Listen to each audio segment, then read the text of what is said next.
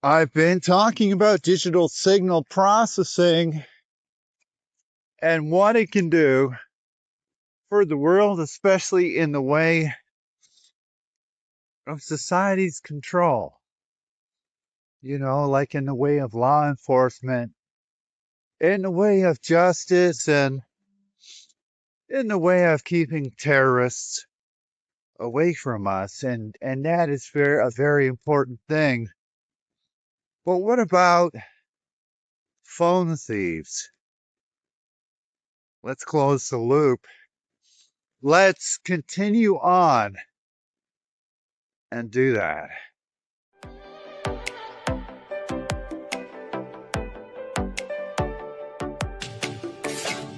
Digital signal processing.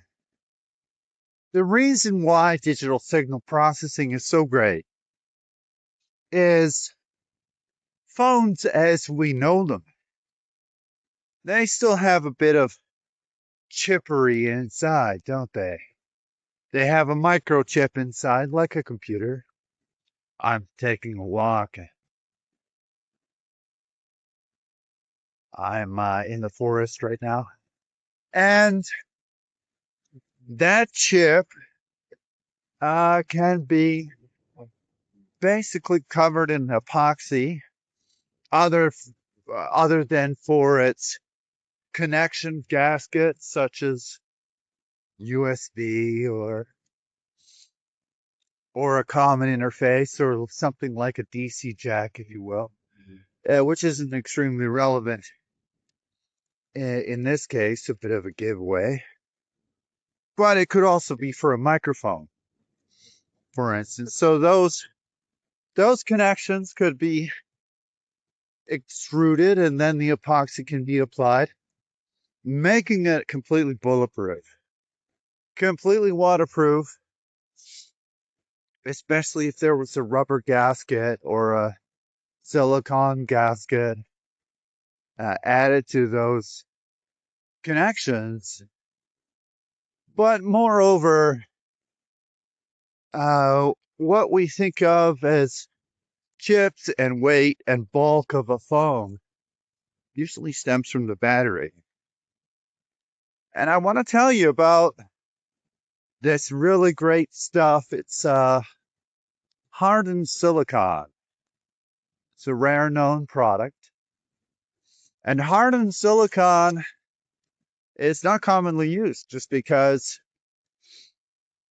it's commonly used to purify nitroglycerin.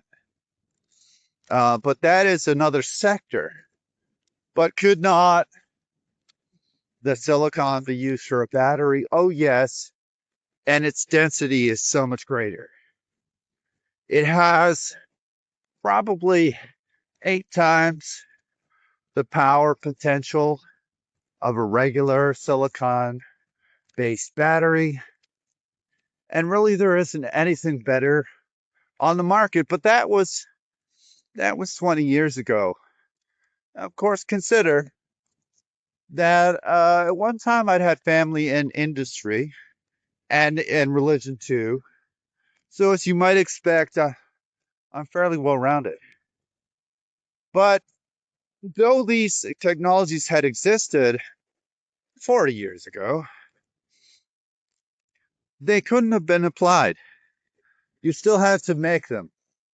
You still had to change the configuration, change the design of the battery packs, and of course, making such batteries into standardized AA's might have been counterintuitive.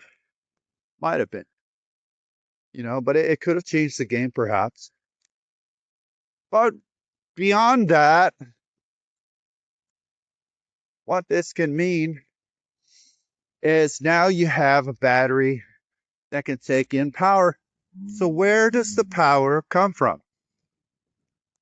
From the human body itself. I'm wearing a glove. I'm not taking the glove off. It's too cold out. And it is possible. There is a dizzying array of of types of circuits. And they all have their own diagrams. They all have uh, some means and even patterns and stylizations and even different voltage, wattage, energy types. But it's really not so difficult to change the human body into a battery, just like the Matrix.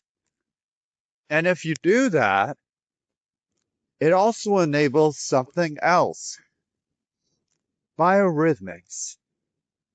It means that with biofeedback, with you being close to your phone, your magnetic field can power the battery, charge the battery, and ultimately use the device and your laptop and so on and so forth, so that it will only turn on for you and perhaps a police officer or a CIA, FBI, Interpol, CSIS, and RCMP, and OPP, and all of that, and marshals, and MP, and what have you. But what that would do for society is ultimately to- totally avoid the idea or the construation of a doppelganger, somebody who looks much like the other person who fakes it and gets by and maybe steals that person's pension or property, or it might even be for a short while. It's usually something that's employed for industrial saboteurs, for instance, and that can be a deadly game. But something like this is a really positive step. And batteries, of course, cause a great deal of bulk. The amount of junk that batteries cause is alarming, and I think it's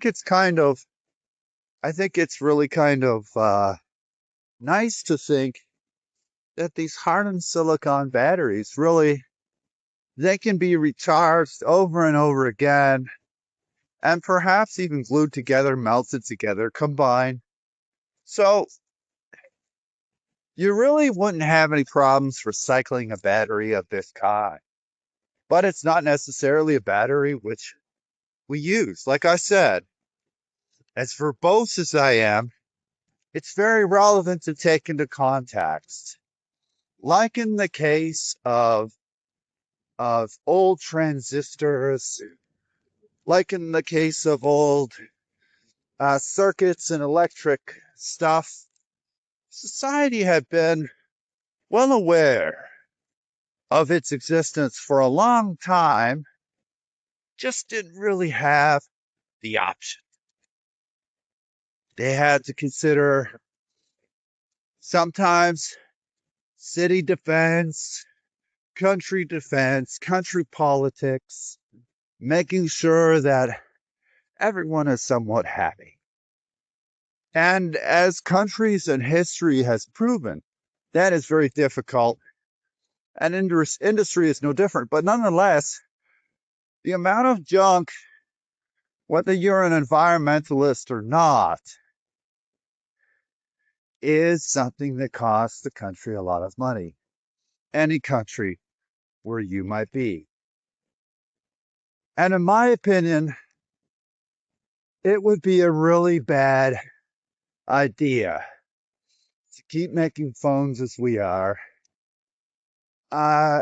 merely because there's no option to set it to only work for a fingerprint. And I know that there might be a few non-standard phones which allow that concept to function, but because that is not the standard, identity theft is still possible. And more frightening still is the fact that many people do not have a computer. They don't have a backup device with which to retrieve their password. They don't have the means by which to fix everything when they don't have internet. It's very difficult. And imagine if somebody were had taken your identification. What then if with this new digital identification that was on your phone, which is proposed and will be employed soon by governments, if somebody can find out your password, steal your phone, which sometimes isn't too hard, especially while we're at work, and then just, move out of the country, steal your ID, steal your money, everything you own, gone, because your phone does not have a biometric reading only software. And it should. It really should. It's a danger. It's a risk. Providing power from the human body for many things, and there doesn't need to be much, allows somebody to have the comfort of knowing that that energy coming out of your body is uniquely yours. There's really no way to fake it. And there's so many systems like the electromagnetic current utilized and exuded can span many things. It can span heart rate. It can span breathing pattern. It can span the amount of brain chemicals even by the electromagnetic feedback. And certainly such a technology could be very useful in a hospital or in the operating room. But by doing this, we could not just lock down on crime. We can lock down on terrorism. And that is something that not everybody sees. Not everybody gets to see that, but I think surprisingly, the most affected demographic in the entire world, all over the world, is industry. People want to have somebody else's cushy job. People want to have somebody's cushy pension. They want to have the comfort, and they don't want to have the friends, right? But that's just the way crime is going. That is the crime which seems to be the most popular, but it is a terrifying concept. It's a terrifying concept, and being exposed to it in any way shakes any nation. I think that a lot of the ideas that I've posed and explained that DSP could do this are indeed really great solutions. But maybe even to make the phone first, that's a good thing. That would ease off tensions. People could relax and say, hey, nobody can throw me in the back of a trunk. Nobody can just leisurely walk by and put something in my drink. Nobody could just hack their way through life.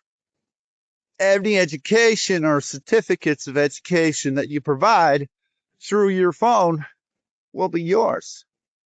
Having fake credentials will be quite difficult if that were the case.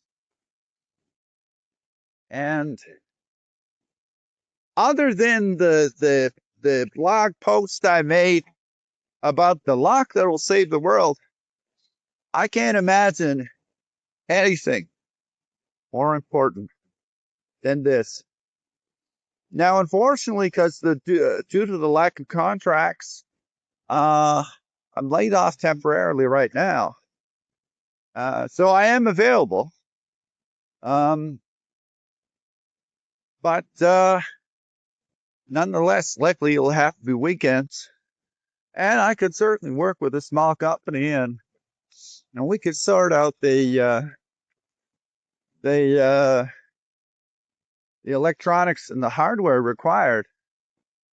It would certainly be a great move for society to do that. This is Robert from DSP Plug, and we're talking about the future of identity theft prevention. Bye-bye.